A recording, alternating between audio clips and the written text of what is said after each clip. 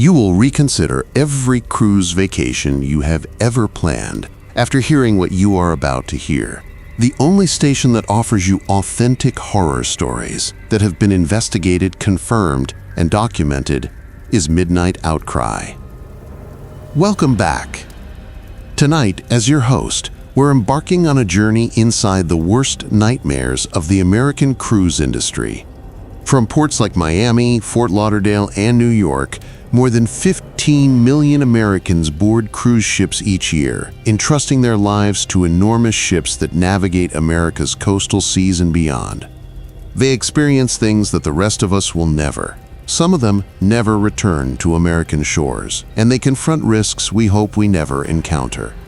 9 real-life stories that have been confirmed by U.S. Coast Guard reports, U.S. cruise line incident files, and first-hand accounts from nautical experts aboard U.S.-flagged ships are about to be presented to you.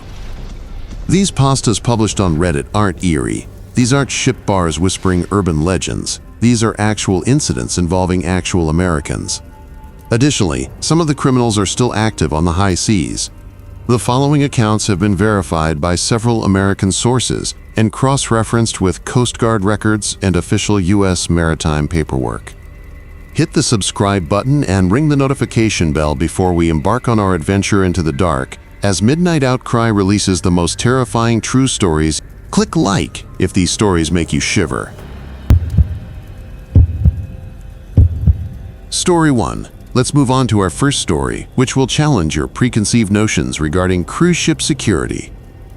In our first story, a veteran security guard named James Mark would come upon something that maritime authorities are still attempting to explain while traveling from Miami to Nassau aboard the Royal Caribbean Independence.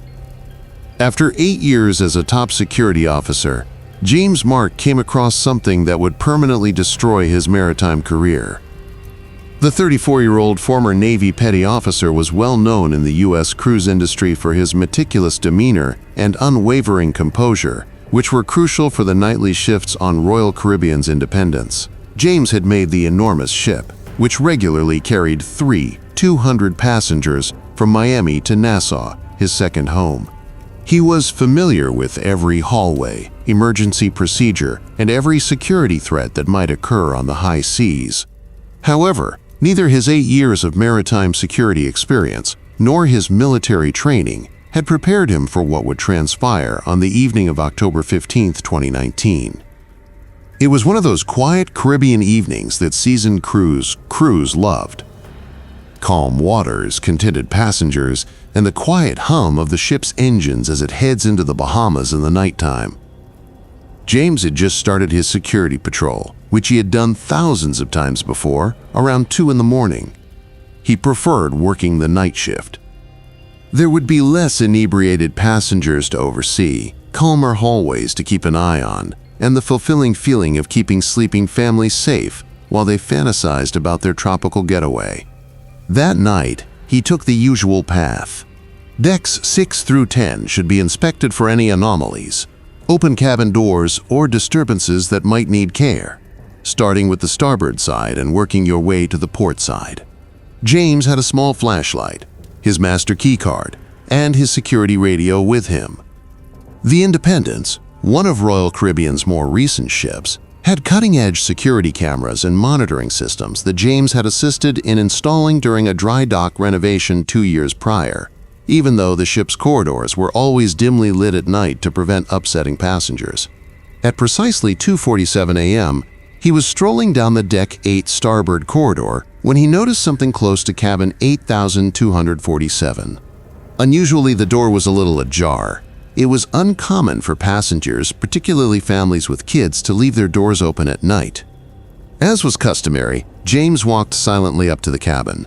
In his professional yet amiable voice, he knocked softly on the doorframe and said, "Pardon me, people. Ship security is this. It looks like your cabin door is open. I just want to confirm that everything is in order inside." As required by his training, he waited for a response while counting to 10. Quiet. James knocked again, a little louder this time. "Hi there. Security inspection. We want to make sure you're safe, so please keep your doors open. Nothing has changed." James secured the stateroom using his master key card in accordance with marine safety regulations. However, his blood ran cold as he pulled the door open to look inside. There was nobody in the cabin. It was absolutely empty, not only of people, no personal items or luggage, no clothing in the closets, and no toiletries in the restroom. As though cleaning had just completed, the beds were set with military accuracy. However, the Morrison family was listed as the occupants of this cabin in James' security manifest. Sarah and David Morrison, both 38, and their two kids, Michael, 9, and Emma, 12. They had arrived in Miami only 18 hours before. James radioed the security headquarters right away.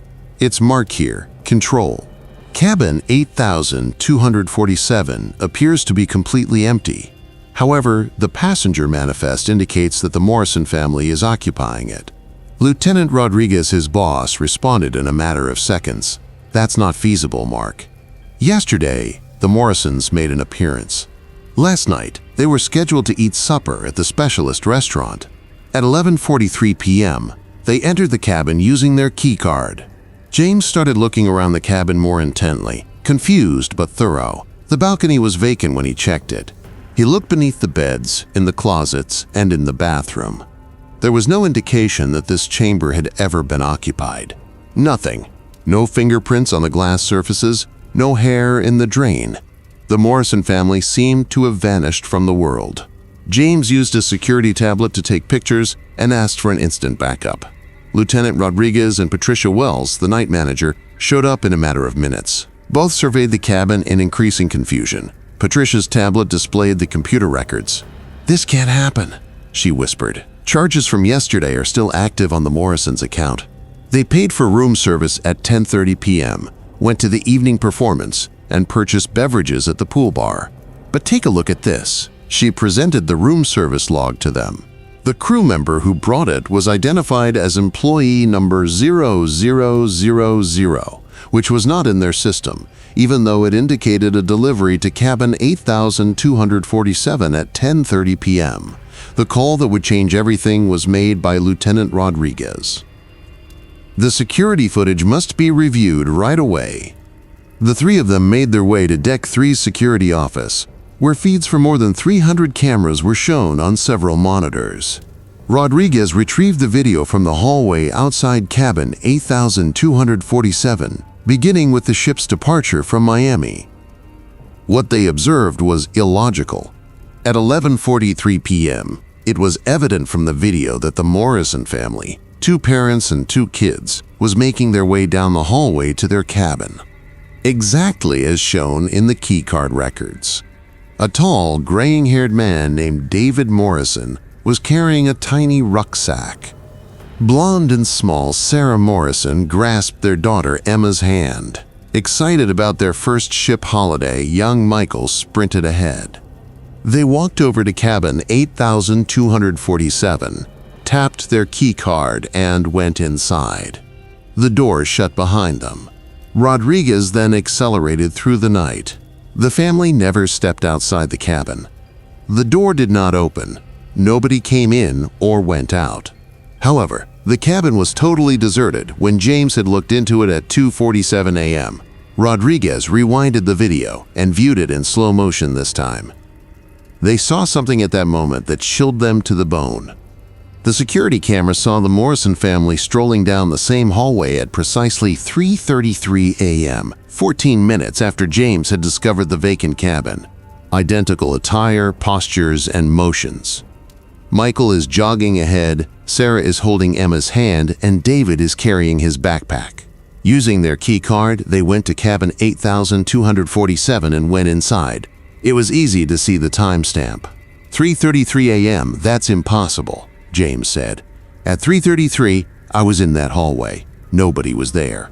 The camera footage was so crisp that I would have noticed them. Patricia took another look at the keycard logs. At 3:33 a.m., a second entry was indeed made for the Morrison family. Rodriguez instantly called up other video viewpoints from various Deck 8 corridors 14 minutes after James had already secured their unoccupied cabin. They were shivering from what they found. The Morrison family simultaneously appeared on 5 separate cameras, located across the ship at 3:33 a.m. They were seen getting into their cabin via camera 8A. They were seen approaching the elevators in camera 8C. They were seen in the main dining room by camera 6B. They were seen on the upper deck close to the pools on camera 10F. They were seen by camera 4D in the area of the gift shop. They all display the same family dressed in the same attire and acting in the same ways, all at precisely the same moment and with the same timestamp. After 8 years of security experience and a stint in Navy intelligence, James Mark was left staring at footage that defied every physics law he knew. After closing the security office, Lieutenant Rodriguez called Captain Harrison the ship's captain, who showed up in 10 minutes. Captain Harrison himself watched the video and came to a conclusion that would follow James for the rest of his life. This video is categorized. Outside of this chamber, nobody discusses this incident. Until a thorough inquiry is completed, this information remains in this office. The ensuing inquiry was prompt and comprehensive. Captain Harrison was the only one who spoke with the Coast Guard after they were contacted. According to the official ship's log, the Morrison family disembarked early because of a family emergency. The following morning, a team arrived by helicopter, secured their cabin, and conducted a thorough forensic inspection. Although James was informed that Department of Homeland Security experts were participating, he never saw their qualifications. For his own safety and the safety of the investigation, James Mark was told 3 days later that he was being moved to shore duty. In exchange for signing a thorough non-disclosure agreement, he was given a substantial severance payment and a full pension plan. The conditions were unambiguous. He would never talk to anyone about the incident involving the Morrison family. Not the media, not his friends, not his wife, not other mariners. Although James accepted the package, the incident ruined his peace of mind and his ability to sleep. His wake-up time was 3:33 a.m. For months following, he would check his clock every night. When he started looking into maritime disappearances, he discovered unsettling trends of cases that cruise lines had covertly ignored for many years. Families that disappeared for no apparent reason. Footage from security cameras that depicted improbable situations. Crew members who saw inexplicable things and were either suppressed or transferred. James Mark continues to work as a security consultant for nearby companies while residing in a tiny coastal town in North Carolina. His wake-up time remains at 3:33 a.m. He had never been on a cruise ship before. He occasionally finds himself looking through internet passenger manifests late at night to see if David, Sarah, Emma, and Michael Morrison are still out there, caught in a never-ending cycle of boarding and vanishing from cruise ships all over the world. The Royal Caribbean Independence is still operating its route from Miami to Nassau. Although housekeeping employees say that cabin 8247 needs to be cleaned more regularly than other cabins, it is still possible to book this cabin. Although there is never anyone visible on the security cameras, guests have complained about the sound of kids running in the hallways at 3:33 a.m. On October 20, 2019, James Mark's security credential was deactivated for good. The Morrison family's voluntary early disembarkation case is still formally closed. However, their account still haunts investigators who are aware of the reality about what actually occurs in the murky waters between Miami and Nassau, somewhere in the sensitive maritime security files. Let's go on to the second tale. Additionally, Story 2 will cause you to reevaluate all of your preconceived notions regarding the safety of the food served on cruise ships. On our second story, we enter the kitchen, which is the center of every cruise ship. An executive chef would observe something on board the Norwegian Getaway that would permanently terminate her career in the maritime business. Prior to being elevated to chief chef on the Norwegian Getaway, Isabella Santos had spent 6 years honing her skills in the demanding setting of cruise ship kitchens. During the ship's 7-day Caribbean loop from Miami, she was in charge of cooking more than 15,000 meals per day for passengers and crew, making her one of the youngest executive chefs in the American cruise industry at the age of 29. Her kitchen was meticulous, effective, and completely sterile, functioning like a military unit. Throughout her nautical career, Isabella had never had a single health code infraction, earning her a reputation for upholding the strictest food safety regulations. One of Norwegian Cruise Line's flagship ships, the Norwegian Getaway, was a huge ship that navigated the Caribbean's pristine seas with 600 crew members and 4,000 passengers. On deck 2 was Isabella's main galley. 12 distinct cooking stations, 4 industrial refrigeration units, and enough storage capacity to serve a small metropolis were all part of this huge business. Every surface was made of stainless steel, every process was recorded, and every ingredient was meticulously traced from delivery to plate. However, Isabella's flawless system would run into a problem on the morning of March 8, 2021, which would call into question everything she believed to be true regarding food safety. Isabella arrived for her daily check of the overnight food preparation at 4:30 a.m., 2 hours prior to breakfast service. The morning buffet's basic elements had been prepared by the night shift. In just 3 hours, more than 4,000 hungry passengers would start to arrive at the Windjammer Cafe, where they would be fed with fresh fruits, pastries, eggs, and bacon. Isabella followed a systematic and exhaustive program. She looked at the cleanliness of prep surfaces, checked the temperatures in all refrigeration units, and went over the overnight logs that Carlos Martinez, her night shift supervisor, had filled up. It all seemed normal. All procedures had been strictly adhered to, surfaces were cleaned, and temperatures were within safe bounds. Throughout her work, she had developed a practice of using her digital thermometer to spot-check a number of food items. Isabella started organizing her breakfast crew at 5:15 a.m. as they showed up for work. The egg station was run by her sous chef Miguel Rodriguez. Elena Vasquez got to work setting up the displays of fresh fruit. The industrial ovens for bacon and pastries were started by Antonio Silva. As Isabella's skilled staff carried out their morning ritual with accuracy, the kitchen hummed with familiar efficiency. Isabella observed through the galley windows as families started piling their plates high with the breakfast choices her team had prepared when the Windjammer Cafe opened to early rising guests at 6:45 a.m. She experienced the same sense of fulfillment when she saw passengers savor safe, freshly prepared meals that she had overseen. Everything went according to plan until 8:23 a.m. when Isabella got the first call that would permanently alter her life. This is Patricia Williams from the medical center, Chef Santos. One of our passengers is exhibiting serious signs of food illness. She specifically wants to know about your breakfast service. Isabella felt a heavy heart. Every cruise chef's worst dread was food poisoning, but she was confident in her methods. She quickly started going over all of the preparations from that morning in her head. 3 further travelers with the same symptoms had arrived at the medical center by 8:45 a.m., severe dizziness, nausea, and vomiting. The number had risen to 12 by 9:30 a.m.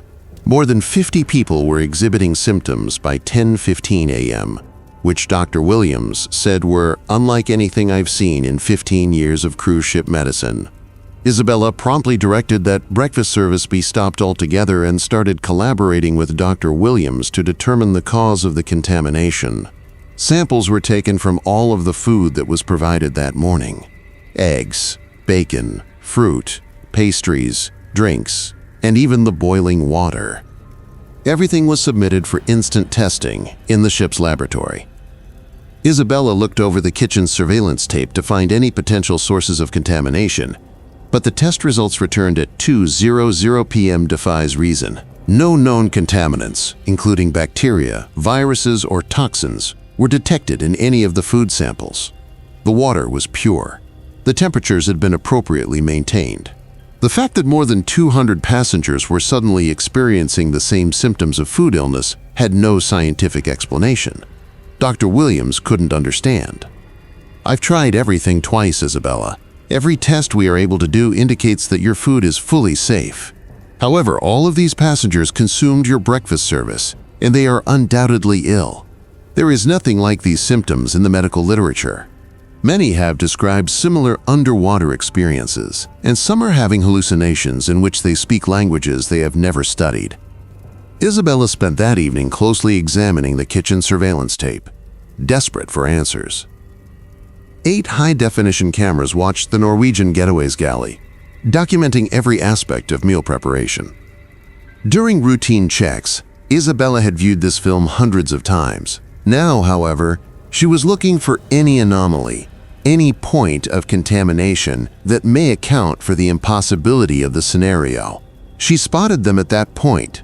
The videotape showed individuals going through Isabella's kitchen at 3:47 a.m., 43 minutes before she had come for her daily inspection. They weren't crew members, though. These numbers weren't in the ship's personnel database, and Isabella knew who was allowed in the galley. They went through the kitchen with a purpose, working with materials, touching surfaces, and handling areas where food was prepared. Though their features were hidden by what appeared to be serious burns or deformities, the figures seemed to be dressed in kitchen uniforms. They appeared to be doing a choreographed routine as they moved with a strange, coordinated accuracy. The fact that they appeared to be utilizing tools and substances not shown on camera to prepare food was the most unsettling. They appeared to be handling objects that the security system was unable to detect. As these unidentified individuals labored for precisely 17 minutes before vanishing at 4:04 a.m., Isabella watched in increasing fear. She arrived 26 minutes early. The video was really clear, and you could see the timestamp. However, the ship's security logs showed that only the approved workers she had previously interviewed had entered the galley during the night shift. She promptly contacted the ship's security chief, Lieutenant Commander Jackson, who came a few minutes later to examine the video. As Jackson observed the enigmatic individuals moving around Isabella's kitchen, his face turned white. "This isn't feasible, Chef Santos. These hallways are constantly watched over by my security staff. I have unmistakable proof that someone was present last night, even though no unauthorized people entered this area."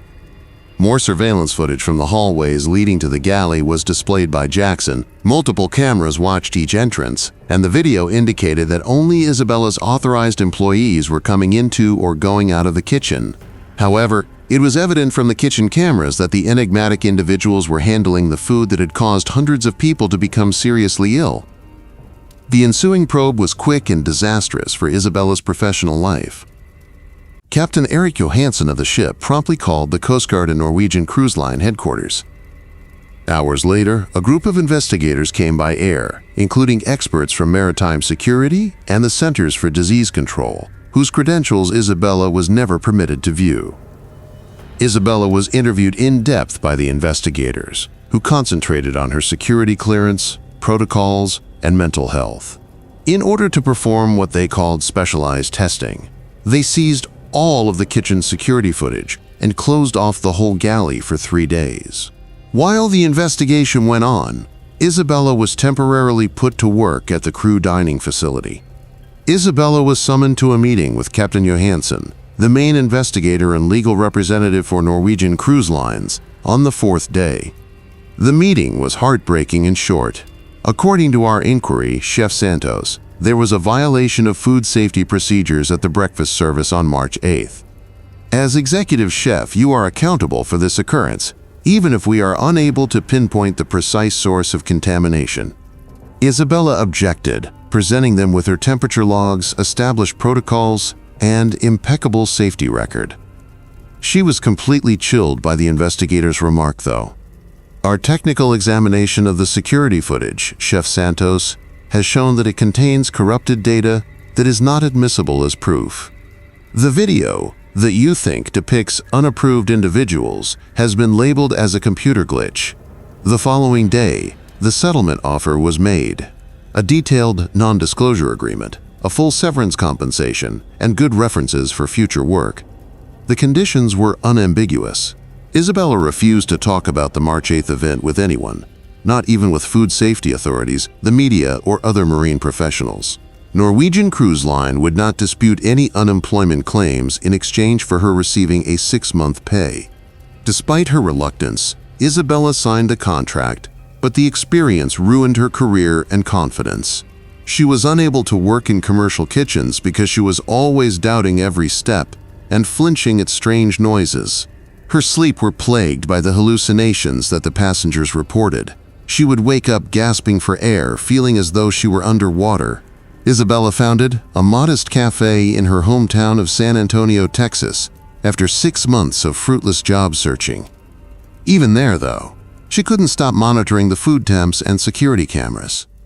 In an attempt to find any trace of the enigmatic individuals who put an end to her cruise ship career, she set up 4 cameras in her little kitchen and watches the film each morning before opening.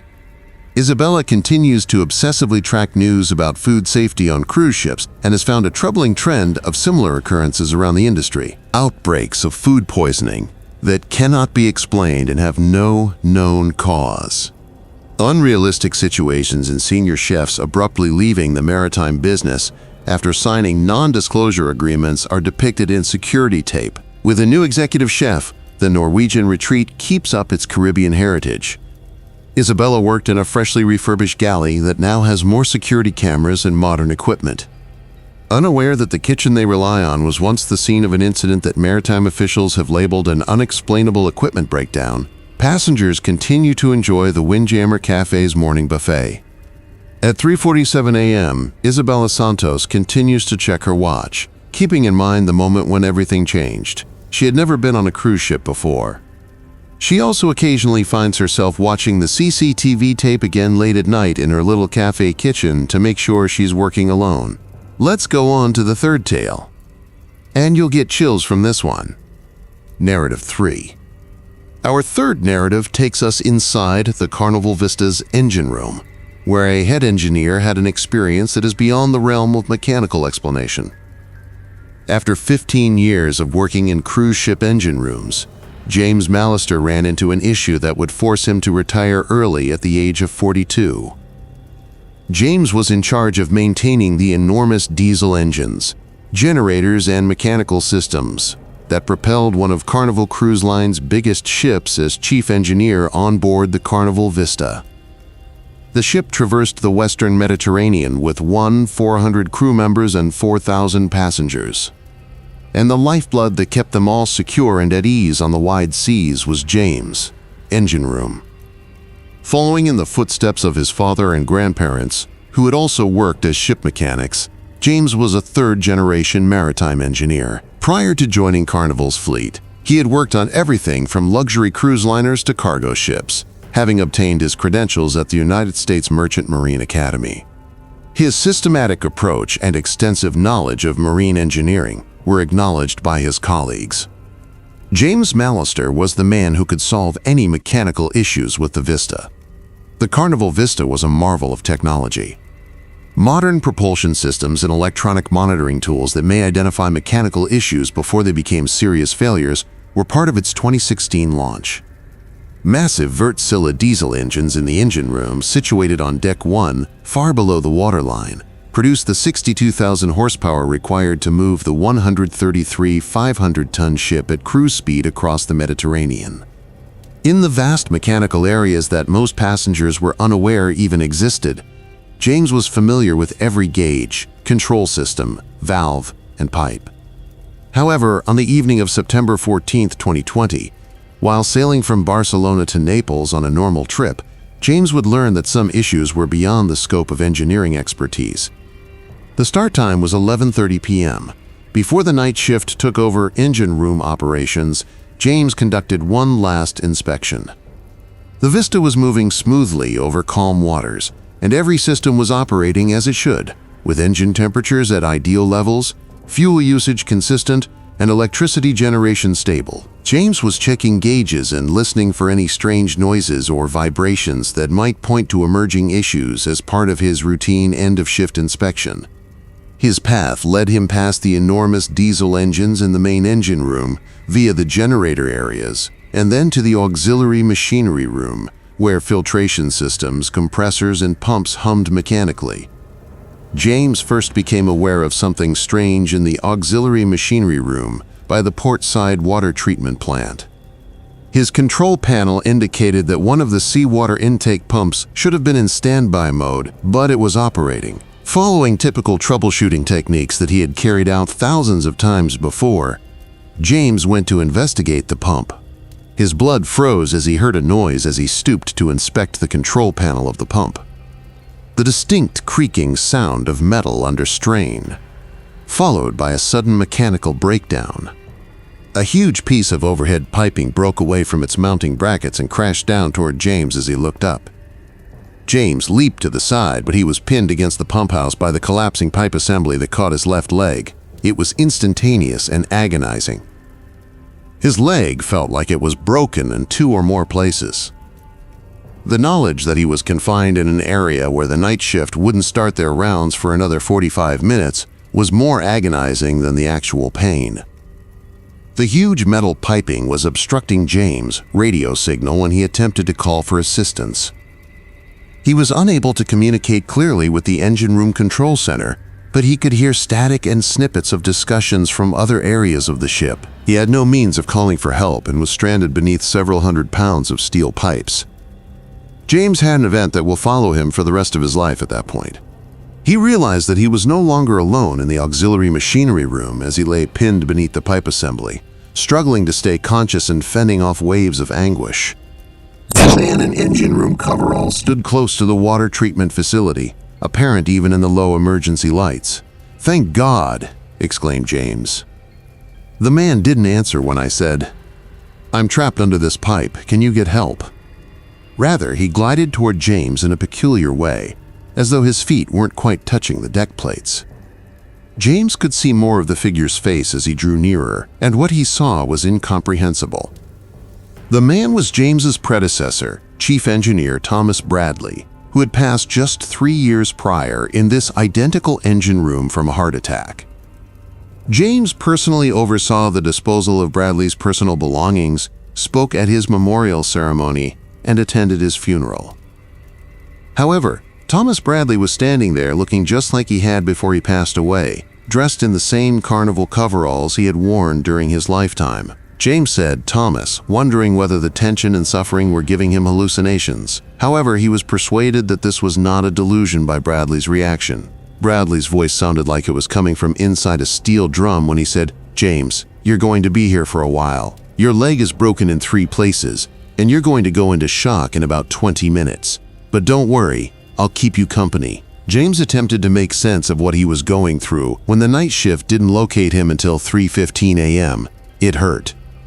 His dead colleague's presence seemed just as genuine as the locked limb. As though nothing was out of the ordinary, Bradley took a seat on a neighboring equipment housing and started discussing the engine room. "James, you've done an excellent job keeping the systems up to date. Better than I ever was. However, you have been exerting yourself excessively, spending 15-hour days while taking on tasks that should have been assigned to your junior engineers and working through your planned breaks. For the following few hours, while James slipped in and out of consciousness from shock and pain, you're burning out exactly like I did." Thomas Bradley stayed with him, discussing mechanical concerns that only someone with extensive understanding of the Vista's systems could comprehend, as well as engineering challenges and stories about other crew members.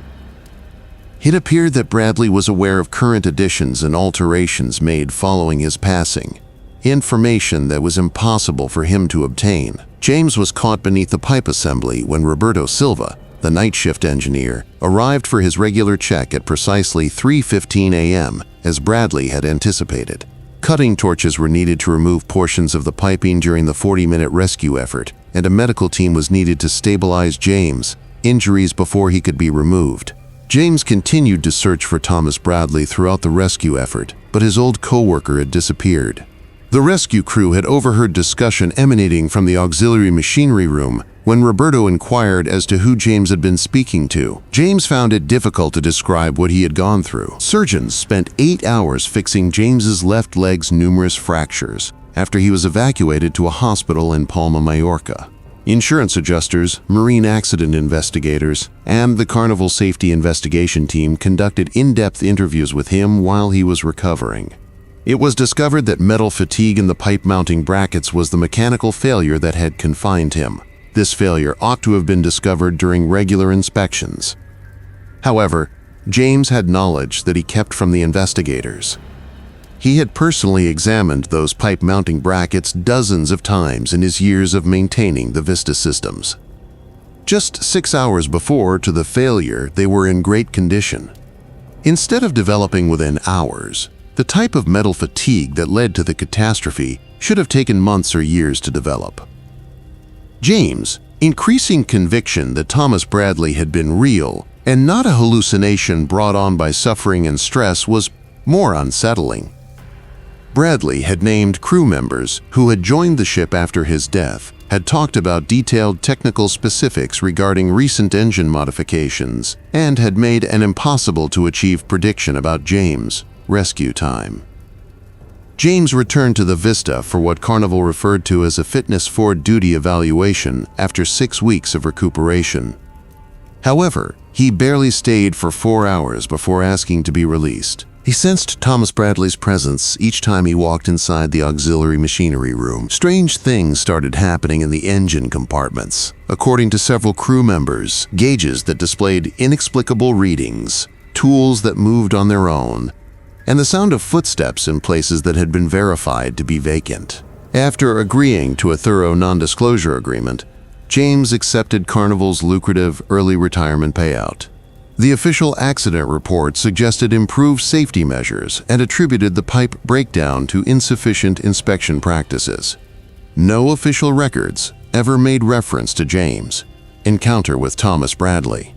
In his hometown of Mobile, Alabama, James is currently employed as a consultant engineer for a small company that specializes in maritime systems for commercial fishing vessels. He has never gone back to work on cruise ships. He has been offered various high-paying jobs by big cruise lines, but he still has dreams of being stuck under the pipe assembly. However, Thomas Bradley is constantly seated close by in the dreams, keeping watch over him with sour, perceptive eyes. The Carnival Vista has a new chief engineer and will continue to cruise the Mediterranean. James was trapped in an auxiliary machinery room that had been fully refurbished with new emergency communication systems and improved safety devices. However, when working alone in the engine compartments, crew members continue to report feeling watched, and some have asked to be transferred to other ships following encounters they won't go into detail about. James Mallister continues to avidly read maritime accident data in an attempt to identify any trends in mechanical failures that could relate to his experience. He has discovered unsettling parallels between events that occur throughout the cruise business. Crew members quitting the marine sector after signing non-disclosure agreements, implausible equipment breakdowns, and skilled engineers stuck in mechanical spaces. James occasionally gets phone calls late at night when no one answers, but he can still hear the sound of ships, engines running in the distance. Though he always ends the call abruptly, he is aware that Thomas Bradley is still watching over the engine rooms, where active engineers encounter unimaginable perils. Let's go on to the fourth tale. Additionally, Story 4 will challenge your preconceived notions about medical research at sea. The hospital facility, where healing becomes terrifying, is the setting for our fourth narrative. This incident occurred on board the Celebrity Eclipse, where a ship's physician saw patients exhibiting symptoms that defy medical diagnosis.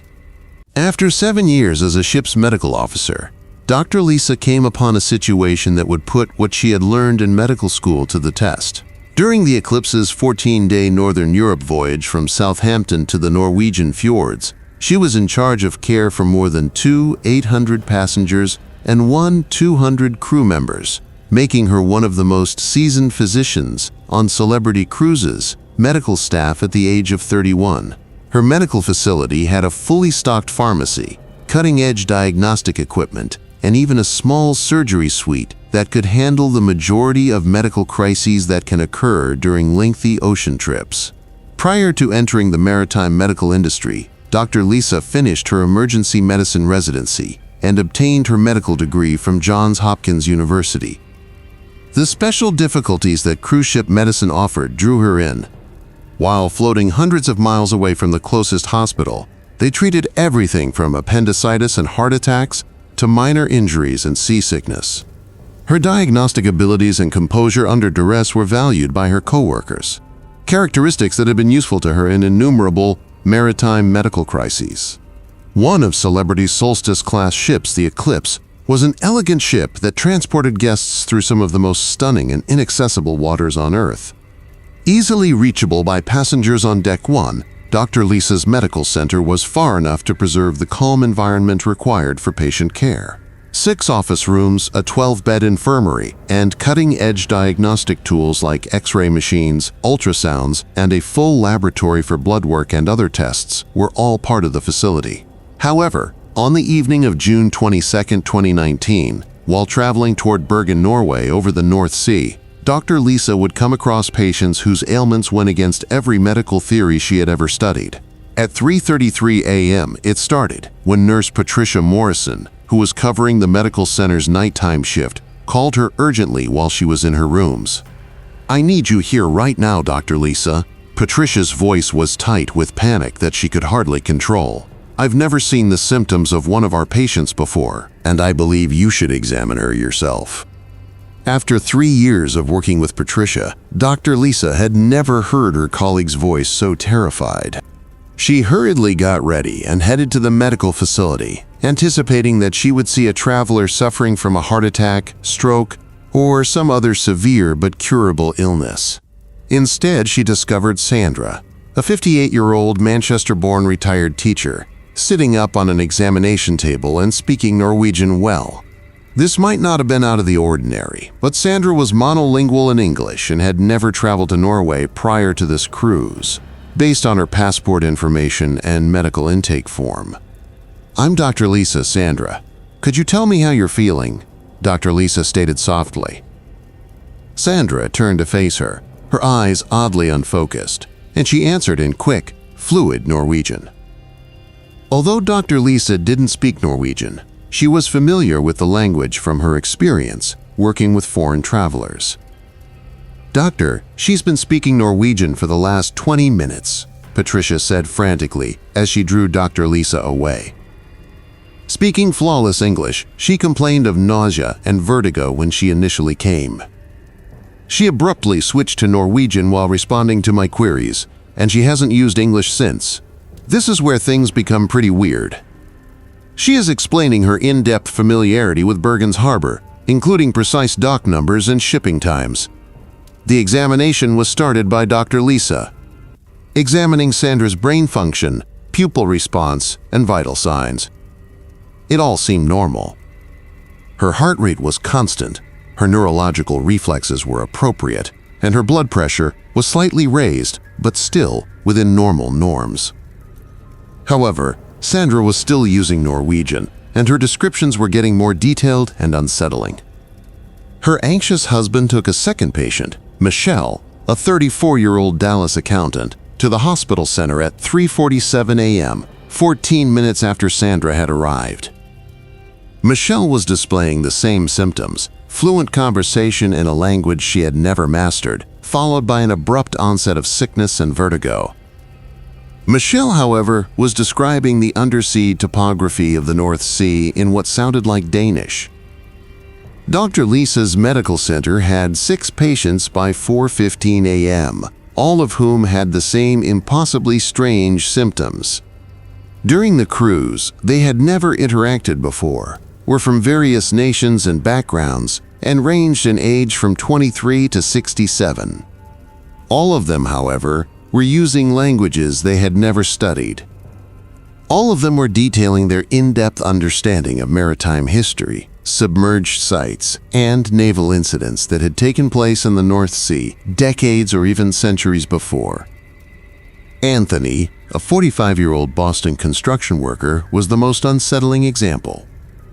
He was speaking what Dr. Lisa's Norwegian-speaking colleague subsequently determined to be archaic Norwegian, a dialect that had not been widely used for more than 200 years. Using precise positions, crew names, and cargo manifests that he could not have known, Anthony was recounting the sinking of commercial ships during World War II in flawless historical detail. Every diagnostic test her medical center had to offer was performed by Dr. Lisa. The blood work was entirely normal. Brain scans revealed nothing out of the ordinary. No evidence of a stroke, seizure, or other illness that could cause abrupt changes in personality or language was found during neurological examinations. Every medical test she was able to conduct revealed that her patients were healthy adults with symptoms that were not possible to treat. However, the patients' ailments were getting worse in ways that couldn't be explained by medicine. They started sharing their experiences of being submerged and encircled by the remains of sinking ships. As though they were at the hospital center, they talked about crew members who had passed away decades before. Their simultaneous behavior was the most unsettling.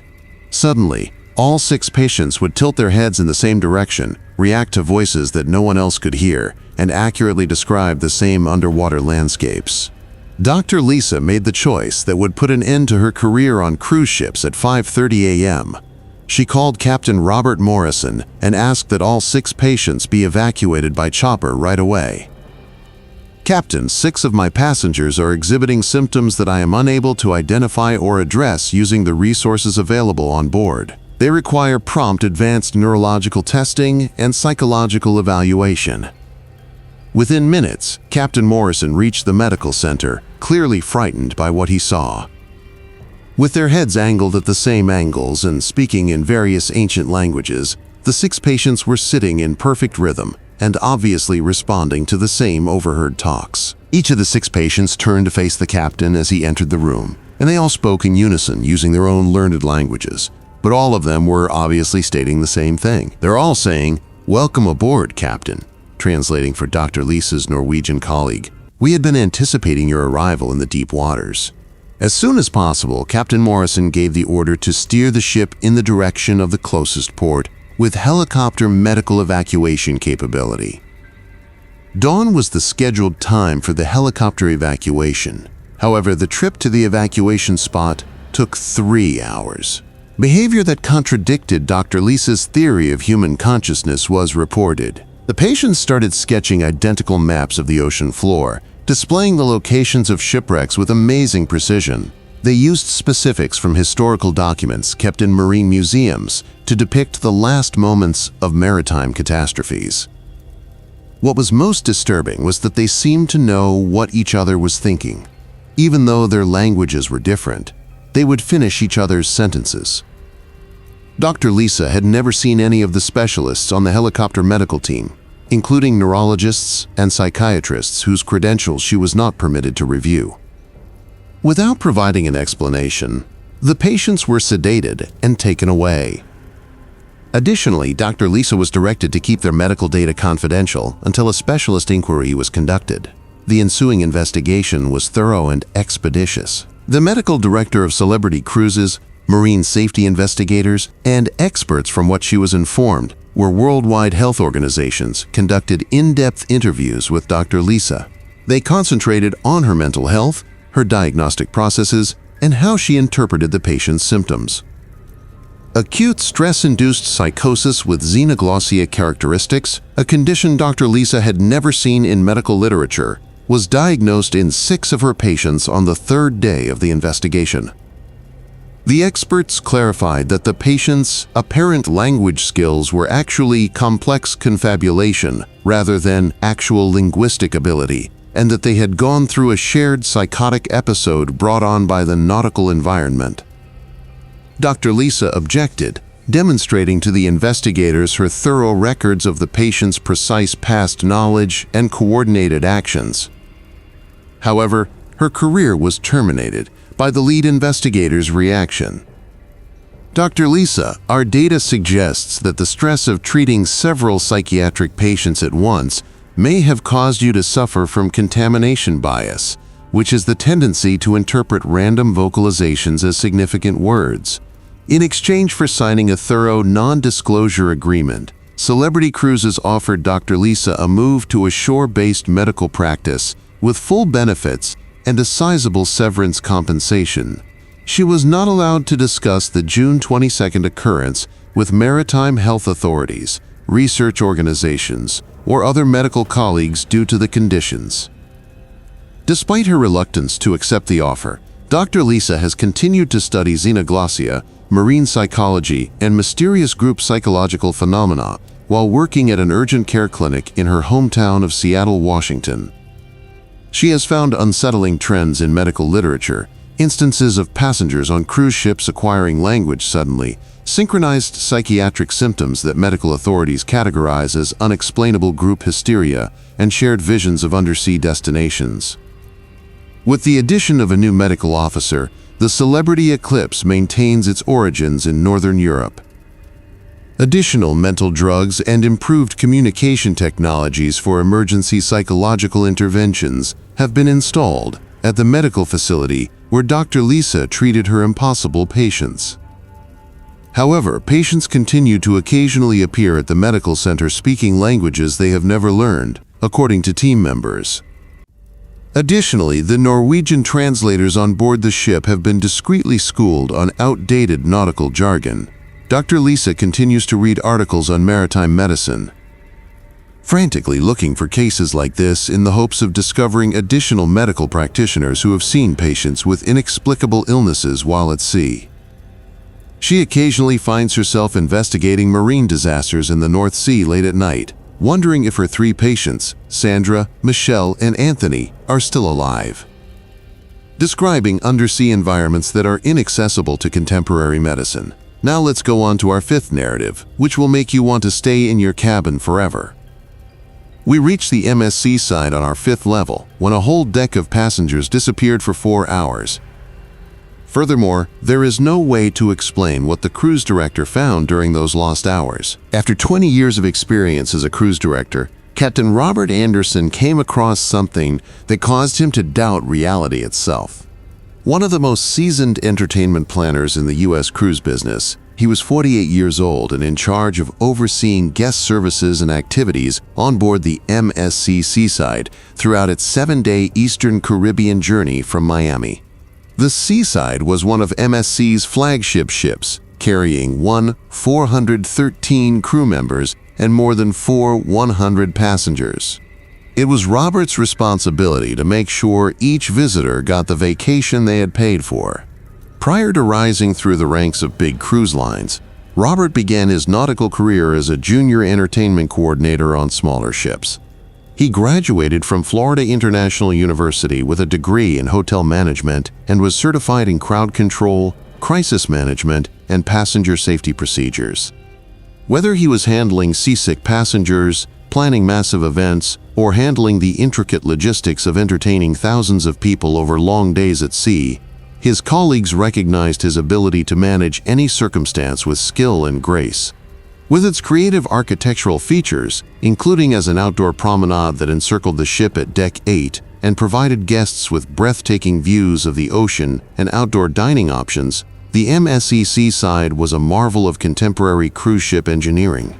From the main theater on Deck 6 to the sports deck on Deck 16, Robert's office was ideally situated on Deck 5 to give him easy access to all passenger spaces.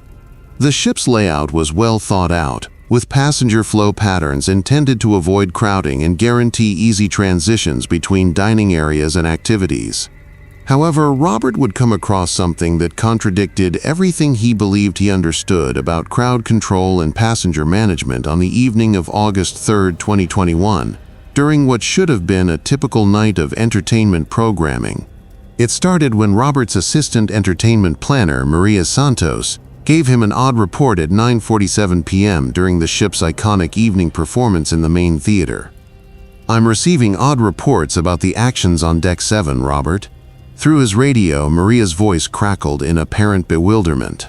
The sports bar, the casino, and the karaoke lounge are all complaining that their spaces are totally deserted.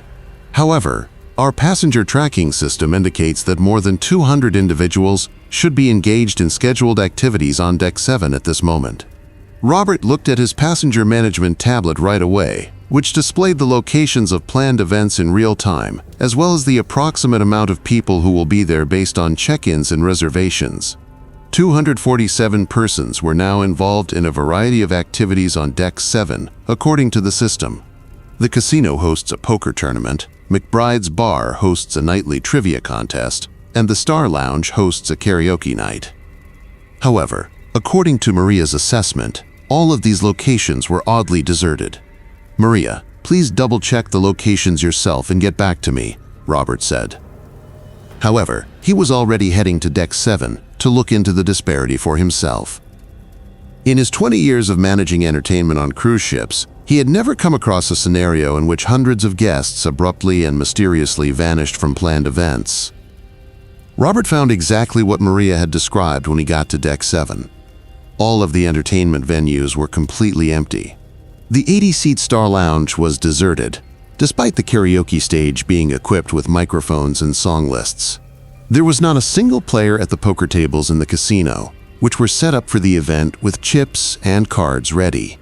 There were tables set up for trivia night at McBride's bar with pencils and answer sheets, but the only people in the 60-person room were staff members who appeared just as perplexed as Robert.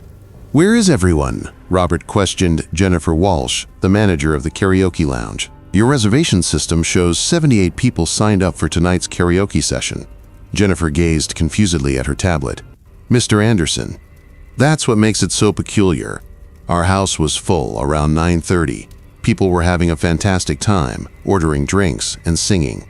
I then proceeded to the back room to retrieve additional music request forms at precisely 9:47, and everyone had left by the time I returned 30 seconds later. Some of the drinks were still warm and full on the tables. Personal belongings were abandoned. Coats, handbags, and phones. They all seemed to have disappeared at the same time." Jennifer described some evidence, which Robert looked at. In fact, the lounge was cluttered with the remnants of halted activities, including half-drunk cocktails, hot food plates, and personal items strewn across tables and chairs. It appeared as though everyone had just disappeared in the middle of something, leaving everything in their wake. All of Deck 7's entertainment establishments followed the same pattern. There were still smoldering cigarettes in ashtrays, cards face up mid-hand, and poker chips arranged in playing positions at the casino. Robert was shown the computerized records from the gaming tables by David Kim, the casino supervisor. "Mr. Anderson, take a look." According to the timestamps, play continues until precisely 9:47 p.m. Then all of the electronic game places abruptly display the player absent at the same time. However, players left cash, beverages, and personal belongings on the tables. The more Robert studied the ship's passenger tracking system, the more perplexed he became. Using cutting-edge keycard technology, the MSC side-tracked passenger movements across the ship. The location of each person entering a restaurant, cabin, or venue was recorded in the central computer system. These documents showed that all 247 of the missing passengers had arrived at Deck 7 venues between 8:30 and 9:30 p.m., but no documentation showed that they had left. Robert murmured, "This is impossible." While he examined the information, "They are clearly not here, even though the system indicates they are." To find out where these individuals are today, run a thorough passenger manifest check, get in touch with guest services, and ask them to ping all of the missing key cards. 15 minutes later, the key card ping findings were illogical. The ship's computer system reported that all 247 of the missing guests were found in their designated cabins at the same time. It was technically difficult for the system to display every missing passenger in numerous locations at the same time in the main dining rooms, the spa, the pool deck, and the gift stores. Lisa Thompson, the coordinator of guest services, called Robert with even more unsettling information. "Mr. Anderson, to find out where the missing passengers are, I've begun phoning their cabin phones. What's really odd is this: all of them are taking calls. All of them sound quite regular, and tonight, they all say, they never left their cabins. However, their key cards indicate that they can enter Deck 7 locations with ease. Additionally, their allotted dining reservations indicate that they dined out 2 hours ago." To put an end to the unachievable situation, Robert made the decision to personally visit some of the missing individuals in their cabins. He began with the Mitchell family, which included David and Sarah Mitchell and their 2 adolescent children who had signed up for the karaoke session in cabin 8247. David Mitchell was the first to answer the door of their cabin when Robert knocked. David smiled amiably and replied, "Good evening, Mr. Anderson. Is everything okay? The kids and I have spent the entire evening watching movies at our cabin." Upon passing David and entering the cabin, Robert noticed Sarah and their 2 kids seated on the couch. They were all dressed in the same outfits that had been captured on camera during dinner just 2 hours prior. Their appearance was flawless, but there was something hazy and unfocused in their eyes. According to our records, your family was registered for Deck 7's karaoke night, Mr. Mitchell. At 9:15 p.m., your key cards were scanned as you entered the Star Lounge. On his tablet, Robert displayed the electronic records to David. David became perplexed as he gazed at the television. "Mr. Anderson, that's odd. Since after dinner, we have been at the cabin. Tonight, we haven't attended any Deck 7 events." However, while David talked, Robert noted that his voice sounded strangely hollow, as though he were speaking through an electronic filter or from a vast distance.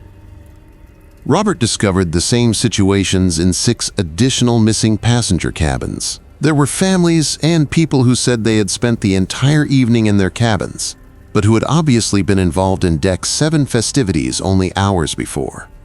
They all spoke with that same hollow, distant quality in their voices, and their eyes all had the same unfocused, distant expression.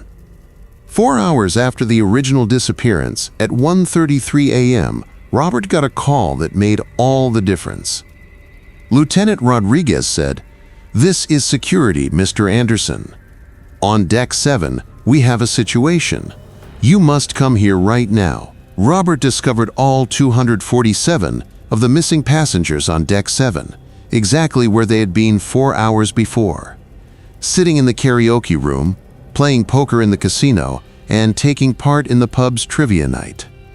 As if nothing had happened, they were in the same places, dressed in the same clothes and doing the same things. However, their food was hot, their beverages were fresh, and they pretended that no time had elapsed. The Mitchells were in the karaoke lounge when Robert came up to them. "Did I not just talk to you an hour ago in your cabin, David?" In stark contrast to the aloof face Robert had witnessed in the cabin, David's eyes were bright and concentrated. "We've spent the entire evening at karaoke, Mr. Anderson. Tonight is the first time we have spoken to you.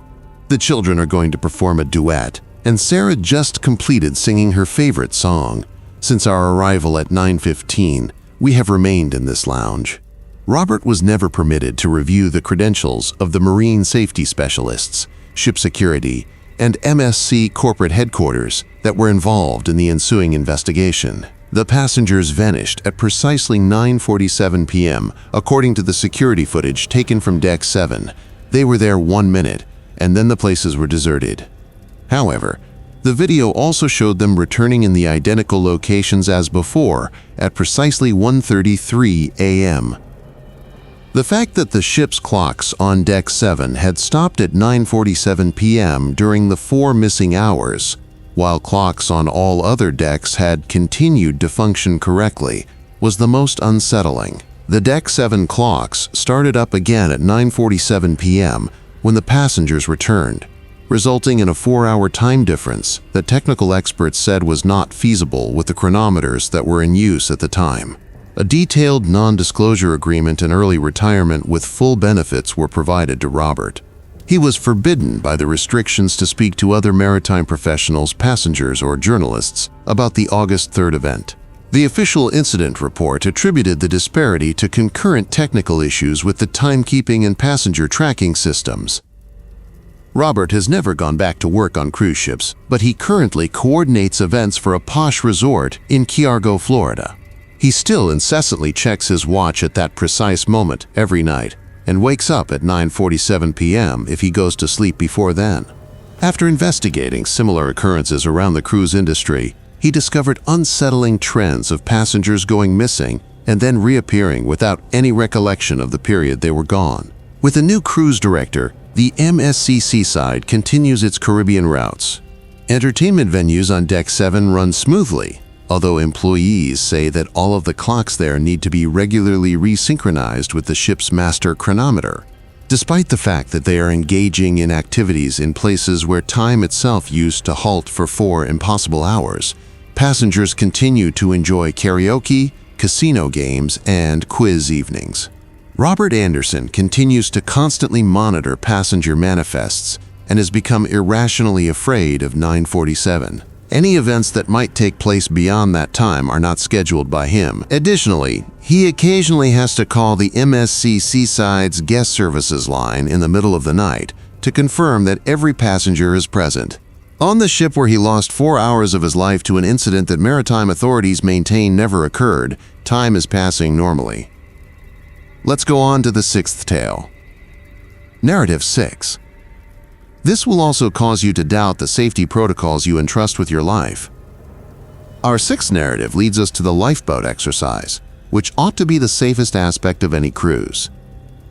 This incident occurred on board the Allure of the Seas, where a standard safety drill turned into a nightmare that the passengers were still unwilling to talk about. At the age of 26, Elena Petro, who had been a safety officer for 4 years, came upon something that would need her to change jobs entirely.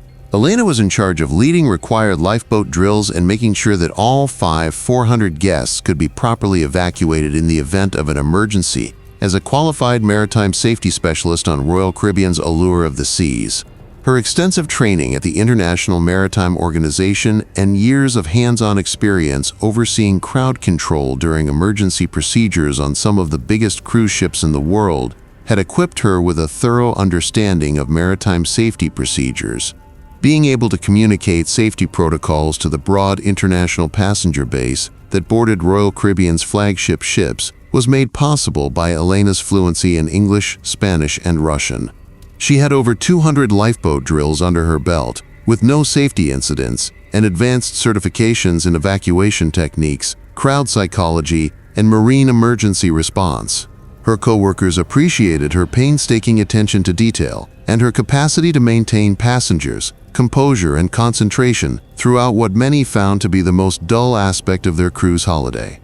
One of the biggest passenger ships ever constructed was the Allure of the Seas, a floating city that can transport 300 crew members and more than 6,000 passengers from Fort Lauderdale to locations in the Western Caribbean, such as Jamaica, Mexico, and Honduras. Elena worked with other safety officers at her safety station on Deck 4 to oversee the intricate logistics of assembling thousands of passengers at their designated muster stations and making sure they knew how to board lifeboats in the event of an actual emergency. However, Elena would come across something that contradicted everything she believed she knew about emergency protocols and maritime safety on the morning of November 12, 2020, during what should have been a standard required safety drill on the second day of the voyage. Elena took her place at Muster Station 4C to lead about 500 passengers through the safety demonstration when the ship's general alarm went off at 11 a.m. for the planned lifeboat drill. For the first 15 minutes, the drill went as planned. In 3 languages, Elena gave her routine safety presentation, including the locations of life jackets, the path to lifeboat stations, and the steps passengers should take in the event of an actual emergency. Families, couples, and singles from all over the world made up the passengers, and they listened with the same mix of interest and disinterest that Elena had been accustomed to during these required presentations. Elena kicked up the practical half of the exercise at 11:17 a.m., which included simulating the signals that passengers would hear during a genuine emergency evacuation and teaching them how to correctly put on life jackets. However, something went horribly wrong when she signaled for the people to practice heading for their designated lifeboat station. The passengers started moving toward the lifeboats with a strange coordinated precision that Elena had never witnessed during previous drills, in contrast to the regulated, supervised movement that she had planned hundreds of times before.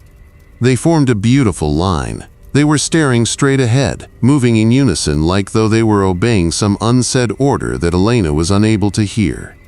"This is just a drill, ladies and gentlemen," Elena said on her megaphone. However, the travelers kept moving in unison in the direction of Lifeboat Station 4.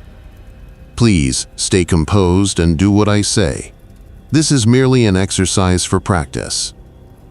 However, the 500 people she was in charge of continued to make their way mechanically toward the lifeboats, seemingly unaffected by her words. Elena sent Chief Safety Officer Miguel Rodriguez a radio message.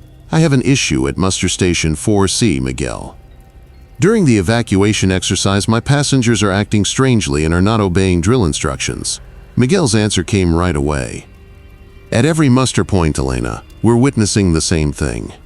Unauthorized passengers are approaching lifeboats. Don't say it again. Don't let anyone get on the lifeboats. Still, this is a drill. However, the people at her station were already getting close to the lifeboat davits, the mechanical devices that lower lifeboats to the water in an emergency, as Elena watched with increasing fear. What followed went against every mechanical engineering concept Elena believed she understood, and every maritime safety procedure she had ever mastered. The Davids, the lifeboat, started working alone. The enormous mechanical systems that supported the lifeboats started lowering them toward the water without any crew members touching the controls or the bridge activating them. No one was running the machinery, but Elena could hear the grinding of steel cables and the hydraulic whine of the David motors as the lifeboats came down. "Stop the emergency! Emergency! Stop!" The lifeboats kept descending toward the Caribbean waters 60 feet below, despite Elena's shouts over the radio. Even worse, despite Elena's desperate efforts to stop them, people were clambering into the lifeboats as they descended.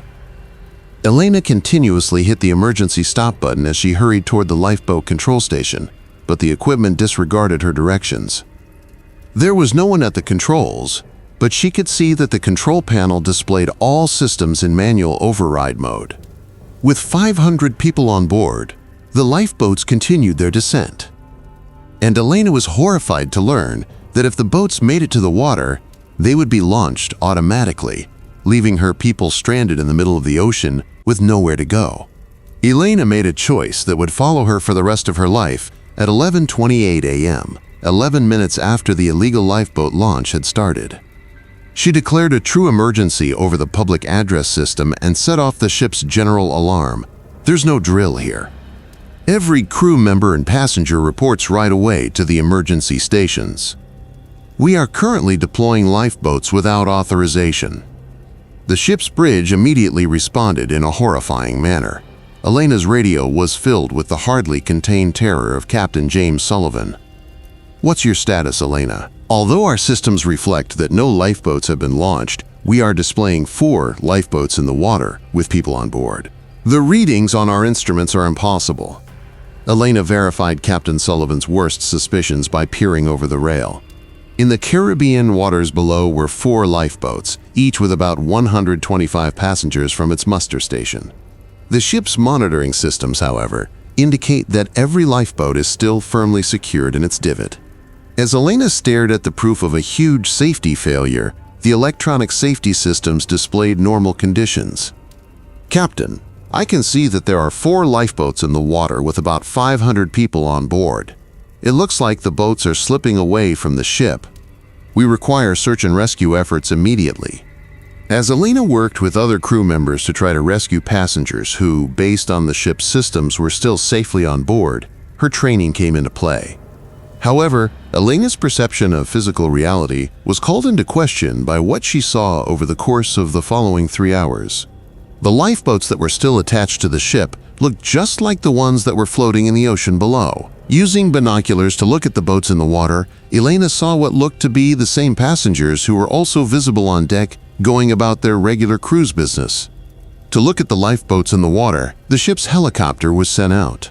However, the pilot reported seeing nothing but empty ocean when it arrived at the coordinates where Elena could clearly see the boats. The pilot's bewildered voice over the radio said, "Bridge, this is a rescue helicopter. I'm at the given coordinates, but I can't see any debris, people, or lifeboats." The water is crystal clear. From the ship's deck, Elena could still make out the lifeboats, floating farther away with people who seemed to be calling out for assistance. Some crew members could easily see them when she pointed them out, while others saw nothing but empty ocean. No objects in the sea were picked up by the kit ship's radar sensors. Elena's ocular confirmation, however, did not change. Elena was never permitted to review the credentials of the Marine Safety Specialists, the U.S. Coast Guard, and Royal Caribbean's Corporate Safety Division that were involved in the ensuing investigation. After the ship was diverted to Cozumel, Mexico, all of the passengers were evacuated, and technical experts examined the lifeboats. They discovered no signs of unauthorized operation or mechanical failure. Elena was questioned in depth throughout the investigation regarding her training regimen, mental health, and how she interpreted the incidents she said she saw. The discrepancy between her eye observations and the ship's electronic monitoring systems, which revealed no safety infractions or equipment malfunctions, was of special interest to the investigators. Elena was notified on the fourth day of the investigation that her version of the lifeboat incident did not match system data and tangible evidence. The primary investigator described how the duty of overseeing a large-scale safety drill had caused her to suffer from acute stress-induced hallucinations. She claimed to see lifeboats in the water, but they were written off as optical illusions brought on by reflections from the ocean and sun glare. In exchange for Elena signing a thorough non-disclosure agreement, Royal Caribbean offered her a move to shore-based safety consulting with full benefits and a sizable severance compensation. She was not allowed to discuss the November 12th incident with media outlets, other cruise industry professionals, or marine safety organizations, according to the conditions. Elena accepted the opportunity grudgingly, although she has never again worked in maritime safety. She lost all faith in safety systems and emergency protocols as a result of the tragedy. She currently works for a Miami manufacturing company as a corporate safety trainer, but she has a horrible fear of the water and won't go on any kind of ship or boat. The allure of the seas has added backup controls for lifeboat operations and improved safety monitoring systems to its Caribbean trips. Although crew members report continuous problems with lifeboat systems that occasionally exhibit indications of unauthorized activation, the safety drill protocols have been changed to include more supervision and electronic surveillance of passenger conduct during evacuation exercises. Additionally, Royal Caribbean has discreetly instructed safety staff on how to handle passenger behavior amid what it refers to as anomalous drill responses. Elena Petro has found troubling trends in the cruise sector and continues to avidly follow maritime safety news. Safety officers who quit their jobs in the maritime industry due to unavoidable equipment failures, uncontrollable lifeboat systems, and emergency exercises can cause passengers to act in ways that are inexplicable.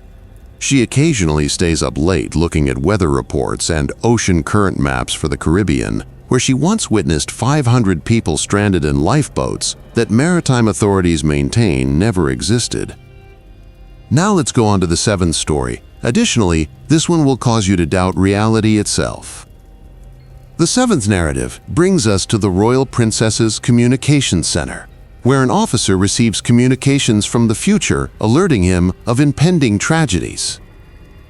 After 12 years of service as a communications officer, David Kim faced a situation that would require him to retire early at the age of 35 for medical reasons. David was in charge of all radio communications, satellite connections, and emergency communication systems during Princess Cruises' Royal Princess's 7-day Alaska Inside Passage journey from Seattle as the ship's senior communications specialist. His years of experience overseeing intricate communication networks on some of the most advanced cruise ships, along with his thorough training with the Federal Communications Commissions, had given him a strong foundation in marine communication technology. David possessed extensive certifications in emergency broadcasting procedures, satellite communication systems, and maritime radio operations. Because of his fluency in English, Korean, and Japanese, he was able to coordinate with vessels from different nations and communicate with international maritime authorities when the ship was traveling through Alaskan seas. His co-workers valued his technical expertise and his capacity to keep open lines of communication in some of the most distant waters on Earth, even in the face of severe weather. One of Princess Cruises' grandass ships, the Royal Princess, transported 200 crew members and 600 passengers across the scenic interior passage of Alaska, visiting ports such as Ketchikan, Skagway, and Juneau. On Deck 9, David's communication center was outfitted with satellite communication arrays, cutting-edge radio equipment, and backup emergency systems to guarantee continuous communication with the U.S. Coast Guard and other ships that were in Alaskan waters. However, David would come across something that contradicted all he believed he knew about communication technology and the nature of time itself on the evening of September 18, 2021, during what should have been a normal journey via the Lynn Canal into Skagway. It started at 11:42 p.m. when the ship was navigating the tight waterways between glacier fjords and towering mountains during a strong storm that had arisen suddenly. With winds as high as 45 knots and seas as high as 15 feet, The storm had quickly gotten stronger. Unusual circumstances for the inside passage's normally sheltered waters. In order to guarantee safe passage through the increasingly hazardous weather conditions, David was keeping an eye on several communication channels, staying in touch with the Coast Guard station in Juneau, and coordinating with other nearby vessels. David lost all satellite contact with the outside world around 11:55 p.m. In every channel, his primary satellite array displayed technical failure. His emergency communication equipment showed total signal loss from all satellites in the area, and his backup satellite system showed error signals he had never seen before. His instruments indicated that the Royal Princess had been cut off from all outside lines of communication. David informed Captain Lisa Morrison, "This is communications bridge. We are no longer able to communicate via satellite. All external communication channels are displaying a full system failure. All communication from the coast is essentially cut off to us." Captain Morrison answered right away, "That's not possible, David. To avoid a complete communication outage, we have backup systems in place. Continue your efforts to get back in touch."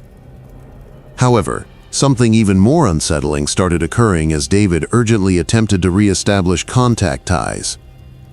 With the whole satellite failure he was going through, his radio equipment began to receive communications that shouldn't have been conceivable. Despite the fact that the transmissions were audible on several frequencies, the information they carried was illogical.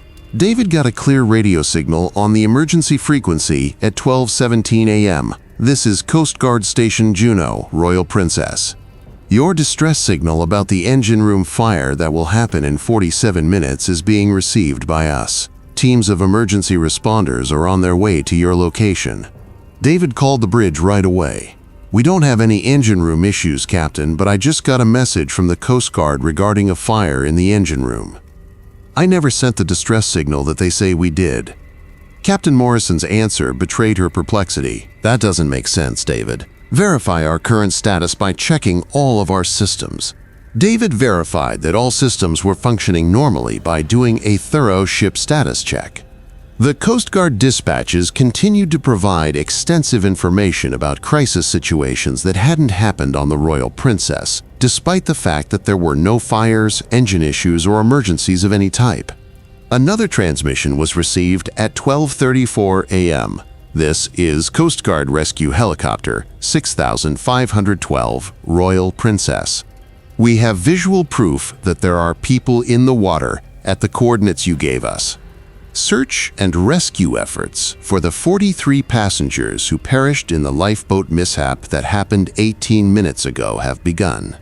David verified that every passenger was present and securely in their cabins by looking over his passenger manifest. No lifeboat had broken down, no people had gone overboard, and no rescue efforts had been called for.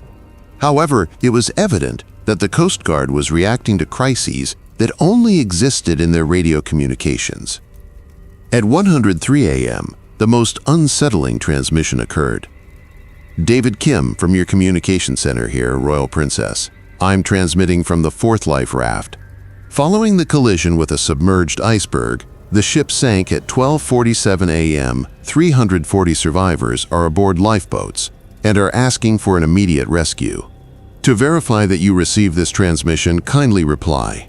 David gazed with disbelief at his radio apparatus.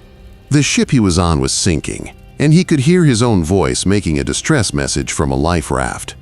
The voice was definitely him. However, he was securely seated in his communication center on a ship that was moving through Alaskan waters as usual. "David here, bridge. You must come right now to the communication center. I'm getting implausible signals that need to be verified by you personally." 5 minutes later, David played again the recorded messages he had received when Captain Morrison arrived. As she heard detailed accounts of emergencies that had never happened, the captain listened with increasing worry. Rescue efforts for non-existent circumstances. Additionally, David's voice was heard requesting assistance from a life raft. "This isn't feasible, David. Events that have not occurred are described in these transmissions. However, the voices are unmistakably those of Coast Guard members I've known for years, and in the last transmission, that is unquestionably your voice. How is it possible for you to be getting radio calls from yourself? When Captain Morrison called the Coast Guard station in Juneau immediately, they confirmed that there were no emergency operations going on in their region and stated that they were unaware of any signals to or from the Royal Princess. Over the course of the following 6 hours, David received increasingly specific communications of calamities that appeared to occur in a parallel reality where the ship met every conceivable emergency at the same moment, all while the storm continued to rage around the Royal Princess. He heard his own voice ordering rescue operations, explaining technical malfunctions, and organizing evacuations for disasters that never happened in his world. The transmissions explained emergency procedures David had never studied, gave technical details he had never acquired, and used vocabulary he had never seen in any handbook he had ever read to allude to equipment breakdowns. The most unsettling aspect was that the version of himself that spoke from the transmissions appeared to be aware of what was going to happen in the future, forewarning of issues that would arise hours before they actually started to show up on the actual ship. David's career came to an end when he received a final transmission at 6:23 a.m. "This is you, David," starting at 6:30 a.m. The stress of receiving these ridiculous communications will cause you to have a total psychological breakdown in 7 minutes. You will never work on a ship again once Captain Morrison finds you unconscious at your communication station. Goodbye, and thanks for listening to your future. At precisely 6:30 a.m., 7 minutes later, Captain Morrison discovered David unconscious at his communication post. He was never able to resume his work in maritime communications after being admitted to the hospital in Juneau due to what the physicians described as acute psychological weariness. The Federal Communications Commission, Princess Cruises Technical Division, and communication specialists were all involved in the ensuing probe. David was never permitted to review their credentials. The radio messages he claimed to have received were all written off as hallucinations brought on by the storm's stress and lack of sleep. No recorded transmissions that matched David's descriptions, no indications of anomalous radioactivity, and no system errors that may account for David's assertions were discovered by the technical investigators. After undergoing a thorough test, it was discovered that the communication equipment was functioning normally during the night of the reported occurrence. With a thorough non-disclosure agreement, Princess Cruises granted David early retirement and full medical disability benefits. He was not allowed to discuss the September 18th incident with federal authorities, communication specialists, or other marine professionals due to the requirements. Although David has never completely recovered from his time on board the Royal Princess, he currently works as a technical writer for a small electronics company in his hometown of Portland, Oregon. He has an unreasonable fear of radio equipment and has chronic insomnia. He frequently hears phantom transmissions from gadgets that aren't even turned on. With a new communications officer, the Royal Princess is continuing her Alaskan voyages. Additional backup communication equipment and improved psychological support systems have been installed at the communications center where David worked. However, during extreme weather, radio operators sometimes receive unusual signals, according to crew members. Additionally, there are inexplicable entries in the ship's communication logs that seem to describe unreal events. David Kim continues to keep an eye on marine communication frequencies. Finding other communication officers who have received implausible communications and looking for comparable instances is something he does constantly from his home. On emergency frequencies, he occasionally hears his own voice late at night, requesting assistance from catastrophes that only exist in the ambiguous region between radio waves and the present and future. As we proceed to the 9th story, you will never want to see another cruise ship performance after this one. Our 8th story takes us to the entertainment deck, where the show turns into an absolute nightmare. This one took place in the Carnival Horizon's main theater, where actors presented scenes they had never practiced.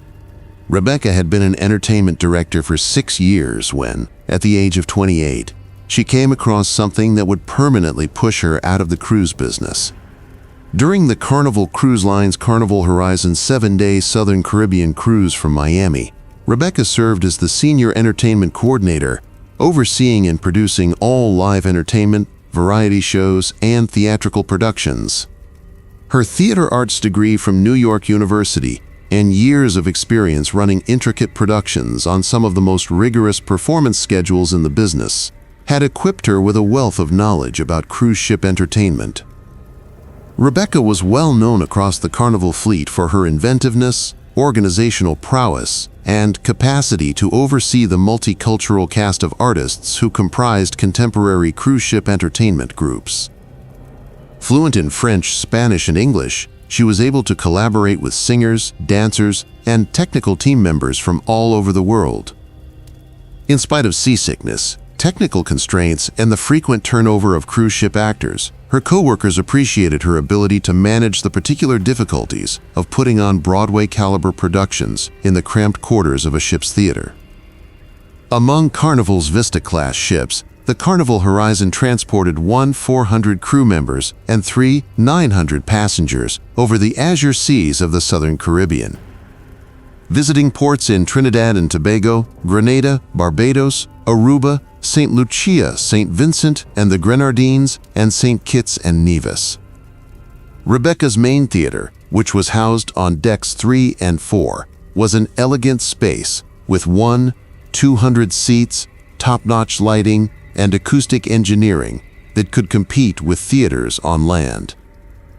The facility featured dressing rooms, backstage areas, and technical equipment that could accommodate variety performances and complex musical productions.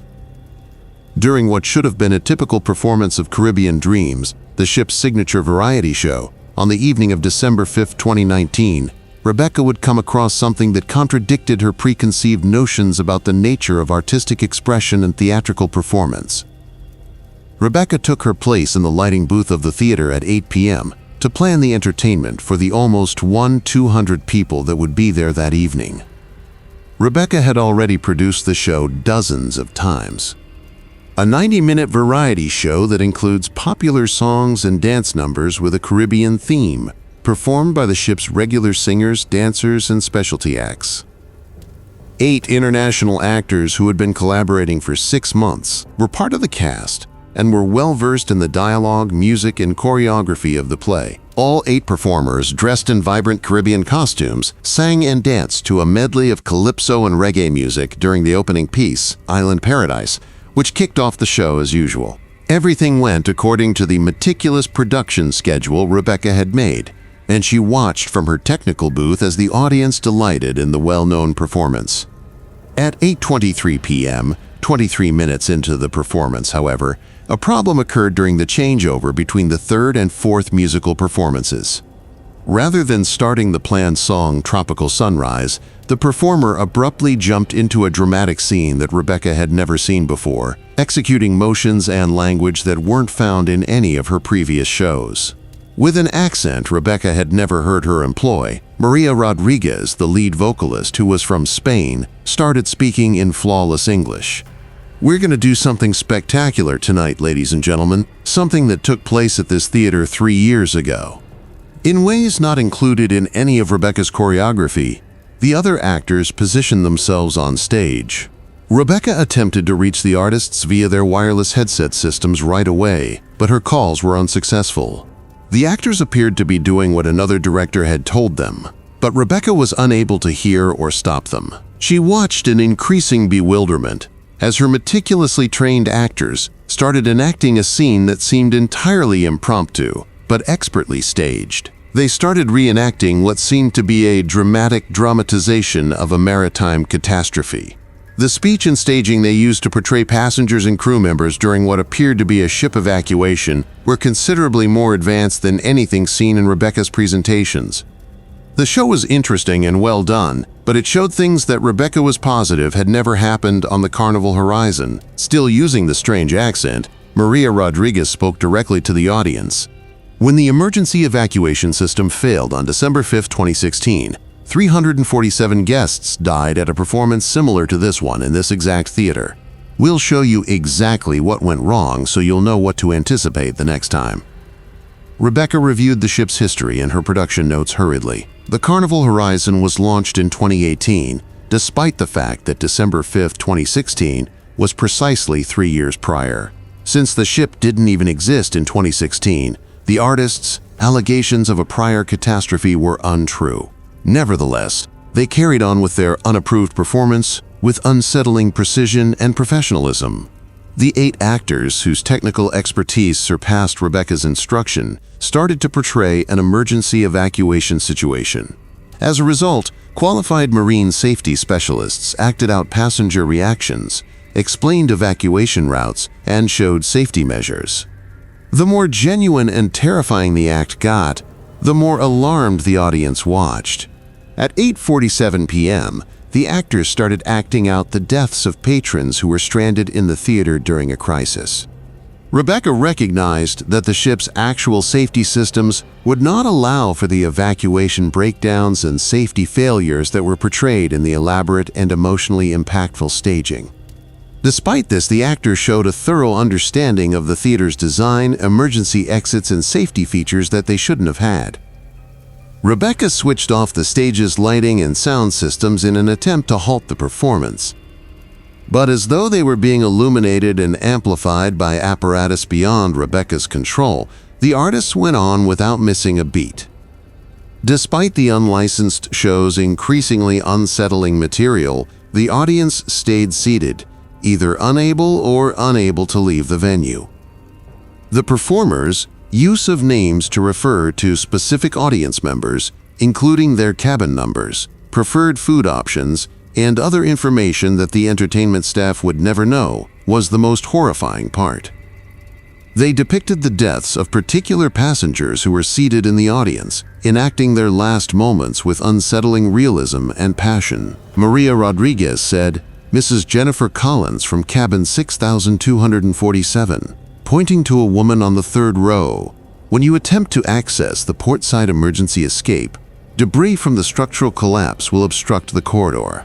You will be stuck between decks 3 and 4 for the last 7 minutes as you call for your spouse, Robert, who will be in the main lobby already unconscious." In the performance, Mrs. Collins seemed to recognize herself, and Rebecca stared in fear, her face displaying fear and acknowledgement of information that the actors shouldn't have been able to know. The woman attempted to get up from her chair, but it appeared that she was unable to do so, as though she were being forced to stay and witness her own impending death. The actors' unapproved performance continued for the next 43 minutes, graphically describing the deaths of the passengers in the theater. With technical precision that would have needed years of maritime engineering expertise, they explained evacuation breakdowns, safety system faults, and structural failures. 90 minutes after the concert started, around 9:30 p.m., the artists abruptly halted their unsettling performance and went back to their starting positions for the planned Caribbean Dreams finale. They performed the last number of the program, just as Rebecca had choreographed it, as though the hour of unapproved performance had never happened. As the curtain came down and the crowd started to disperse, Rebecca hurried backstage to address her actors. However, all 8 cast members gave her a genuine expression of bewilderment when she questioned them about the unapproved performance. In her typical Spanish accent, Maria Rodriguez questioned, "Rebecca, what illegal performance?" As planned, we performed Caribbean Dreams. It was a great show. The crowd adored it. Did you see anything that wasn't the lighting booth?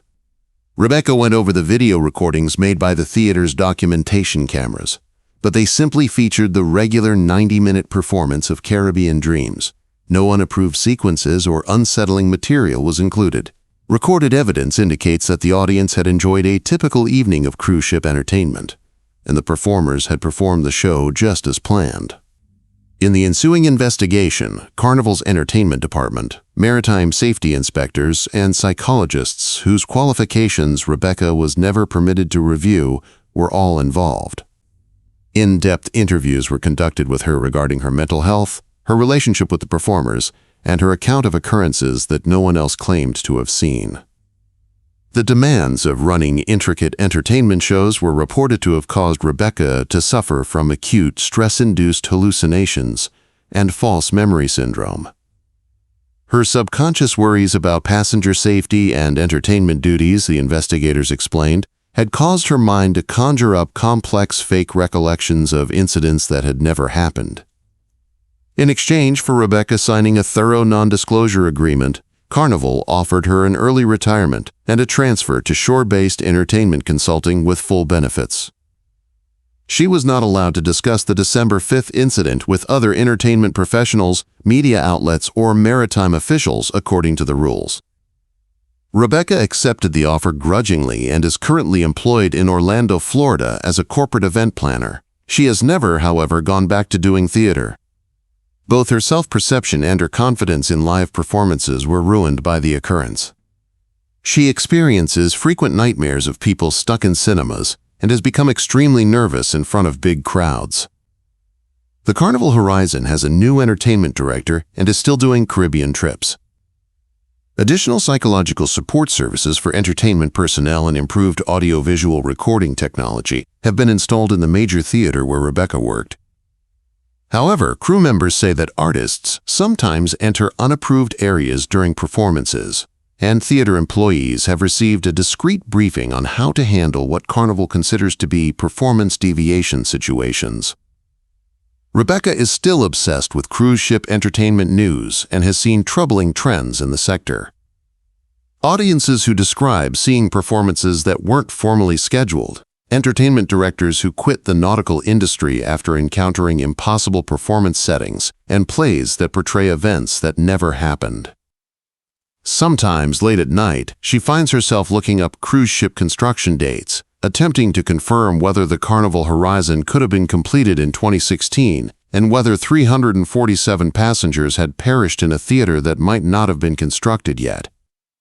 This brings us to our last tale, which concerns Story 9, the highest authority on any spacecraft.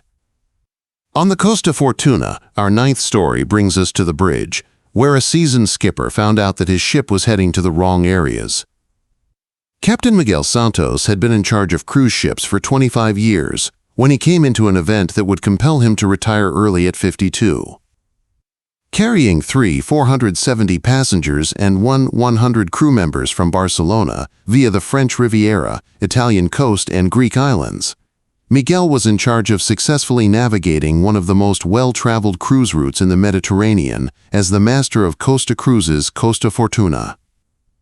Due to his flawless safety record and decades of experience in some of the most difficult waters on the planet, he had become one of Costa's most trusted captains and an expert in Mediterranean navigation. Before joining Costa's fleet, Miguel had managed everything from luxury cruise ships to cargo ships and earned a Master Mariner certificate from the Spanish Maritime Authority. He spoke English, French, Italian, and Spanish with ease, necessary abilities for interacting with port authorities in several nations and sailing the international waterways of the Mediterranean.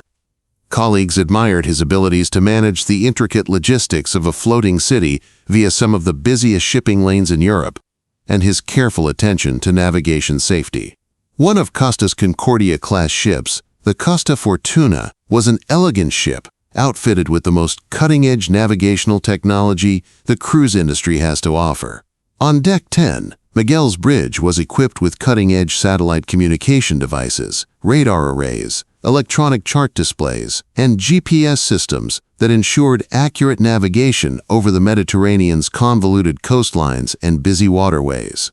But Miguel would come upon something that contradicted all he believed he knew about navigation and the basic principles of geography itself on the morning of October 28, 2018, during what should have been a routine journey from Barcelona to Sevilla.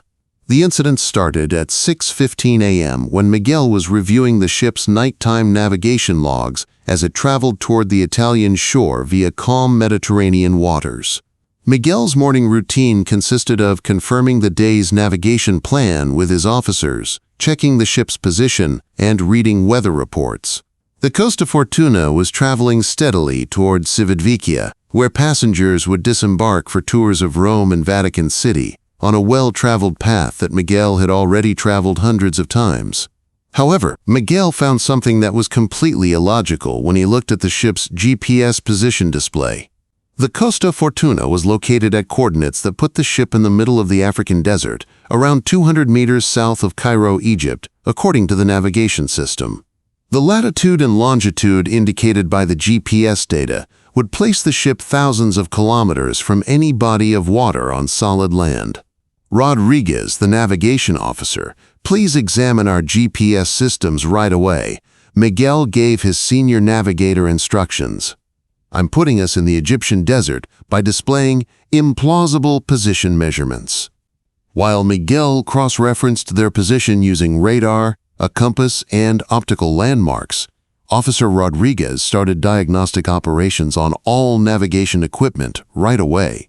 However, the diagnostic findings were even more unsettling than the initial GPS issue.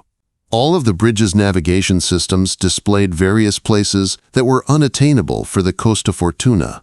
They were in the Swiss Alps, according to the radar system. The ship was located in downtown Paris, France, according to the satellite navigation backup system, while the magnetic compass indicated locations in the middle of the Sahara Desert. "Captain," said Officer Rodriguez, clearly perplexed, "this is impossible. According to their self-diagnostic procedures, all of our navigation systems are operating normally. However, they are displaying wildly disparate places that are all geographically impractical for a cruise ship. Nevertheless, I can plainly see the Mediterranean coastline where it should be as I gaze out the bridge windows." Miguel verified that the ship was indeed traveling through typical Mediterranean waters by going outside onto the bridge wing. To the north, he could make out the well-known southern French coast, the recognizable markers he had relied on for decades to guide his navigation. It was a typical morning journey toward Italy, with clear weather, normal sea conditions, and everything looking just right. But things had gotten much more improbable by the time Miguel got back to the navigation station. A precise map of topography that did not exist on Earth was now displayed on the electronic chart display. The Mediterranean Sea's established topography was challenged by underwater mountain ranges, island chains that weren't shown on any known charts, and coastal characteristics. "Look at this, Captain." Officer Rodriguez made an urgent call. Navigation routes to non-existent ports are being displayed by the chart system. For locations such as New Atlantica, Deep Harbor Station, and submerged Port Valencia, it displays comprehensive harbor information, pilot station coordinates, and Port Authority phone numbers. Although our database has comprehensive maritime information on these sites, no authoritative charts include them. With increasing worry, Miguel studied the impossible chart displays. With depth soundings, approach routes, and docking processes, the navigation system was giving precise information on ports and harbors that seemed to be hundreds of feet below the surface. The system gave the same degree of detail and navigation support as would be offered for actual destinations like Barcelona or Rome, treating these submerged places as typical Mediterranean ports. By 7:30 a.m., the situation had gotten out of hand and into the supernatural. Without permission, the Costa Fortuna's autopilot system activated and started guiding the ship toward one of the undersea ports shown on the navigation charts. Miguel tried to turn off the autopilot and take manual control of the spacecraft right away, but the steering system refused to obey his orders. Miguel told everyone to halt their engines. However, according to the engine room, the propulsion system was also run by an automated system that they were unable to manage. The Costa Fortuna proceeded on its illegal route in the direction of coordinates that, based on the charts, would lead them to a harbor 400 feet below the Mediterranean Sea. Miguel tried to call Italian maritime authorities by activating the ship's emergency communication system, but the radio responses he received were more unsettling than the navigational errors. The voice that answered when he got to what should have been the Italian Coast Guard was giving him thorough instructions for docking procedures at the undersea port of New Atlantica in a language he didn't understand.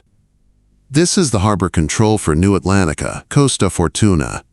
Miguel was positive he had reached the usual Italian Coast Guard frequency, but the transmission came in crystal clear Italian. "You may now approach berth 7 on level 3 of the underwater dock.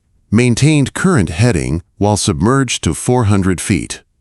Once at the descending coordinates, diving processes will be automated." Miguel repeatedly examined his radio equipment, but all of his instruments showed that he was speaking with authorized Coast Guard officials on typical marine emergency frequencies. However, he was being given navigational directions that would destroy his ship and kill all of the people on board. For the following 3 hours, Miguel recorded navigation readings that tested his knowledge of geography and physics as the Fortuna Coast continued its programmed route toward the unachievable goal. Unbelievable underwater landscapes, cities, harbors, and infrastructure that seemed to exist hundreds of feet beneath the Mediterranean Sea, replete with what appeared to be working ports and shipping operations, were displayed by the ship's depth sounder. Miguel made the choice that would put an end to his career at 10:45 a.m. Captain Santos sounded the ship's general alarm and alerted all crew members and passengers of a navigation emergency. Our ability to maintain a safe path and location has been jeopardized due to a total navigation system malfunction. Every crew member and passenger should get ready for any emergency protocols. The corporate offices of Costa Cruise responded instantly and devastatingly.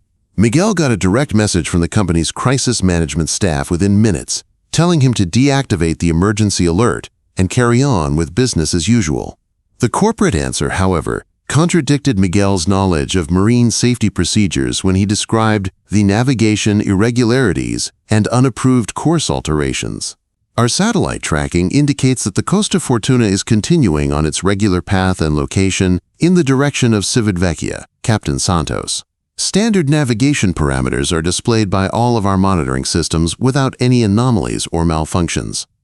Immediately cancel the emergency alert and carry on with business as usual. While Costa's corporate monitoring systems displayed normal navigation, Miguel had to watch as his ship's automatic systems continued to steer toward undersea coordinates. Standard maritime processes were unable to resolve the untenable scenario that resulted from the disagreement between his experiences on the bridge and what the firm saw from its satellite tracking. All of the navigation anomalies abruptly halted at 2:15 p.m., right as the navigation system showed the ship was getting close to the underwater port's descent coordinates. The proper Mediterranean position was once again displayed by the GPS equipment. The electronic charts showed typical geographic features and the autopilot disengaged. As though nothing strange had ever happened, the Costa Fortuna went back on its planned course towards Civitavecchia. The ensuing investigation was thorough and expeditious. All of the ship's navigation equipment was thoroughly tested by Italian maritime authorities, marine navigation experts, and Costa's technical division. Every system was discovered to be operating normally, and Miguel's stated problems were not present. Miguel was told that the pressures of operating a large passenger ship had caused him to suffer from acute stress-induced hallucinations and misread the navigation system. According to the investigators, he misinterpreted regular system displays due to psychological exhaustion, which is why he reported underwater ports and impossible navigation readings. In exchange for Miguel agreeing to a thorough non-disclosure agreement that forbade him from speaking to other maritime experts, navigation authorities, or safety organizations about the October 28th incident, Costa granted Miguel early retirement with full pension benefits. Miguel grudgingly accepted the retirement package and is currently employed teaching navigation to leisure boaters at a tiny harbor in Valencia, Spain. However, he has continued to keep an eye on Mediterranean marine activity and has seen unsettling trends in navigational irregularities that other captains who were later forced to retire early had noticed. With a new skipper, the Costa Fortuna maintains its Mediterranean heritage. Improved backup navigation systems and more resources for bridge officers, psychological support have been installed on the bridge where Miguel worked. However, crew members say that in some weather circumstances, navigation systems may show results that are impossible to interpret. And personnel aboard the ship have been discreetly instructed on how to handle what Costa considers to be errors in navigation interpretation. From his tiny sailing school, Captain Miguel Santos continues to keep an eye on marine navigation frequencies, listening for other captains who could be having trouble with unrealistic navigation readings. He occasionally gets radio messages on emergency channels late at night, from ships asking for permission to dock in ports that are only found between the sea's surface and the enigmatic cities that might be concealed in the depths below. Just a small portion of the mishaps that take place in the murky seas of the cruise industry each year are represented by these 9 stories. Workers in the maritime industry who have seen the inexplicable, travelers who have encountered the impossibly difficult, and vessels that harbor secrets far more sinister than the ocean depths they traverse. Please share your own unsettling experience if you work on cruise ships in the comments section below. Every narrative will be examined for possible upcoming installments. The next confirmed account to appear on Midnight Outcry might be yours. Remember to press the subscribe button and sound the alert. Every week, Midnight Outcry posts terrifying, confirmed maritime horror stories. Please hit the like button and forward this video to anyone who is bold enough to hear the truth about what actually occurs on cruise ships if these testimonies made you shiver. I appreciate you coming along on this journey into the unknown with me. Until the next time, keep in mind that while the water conceals its secrets, Midnight Outcry divulges them all. Never rely on calm waters and remain alert.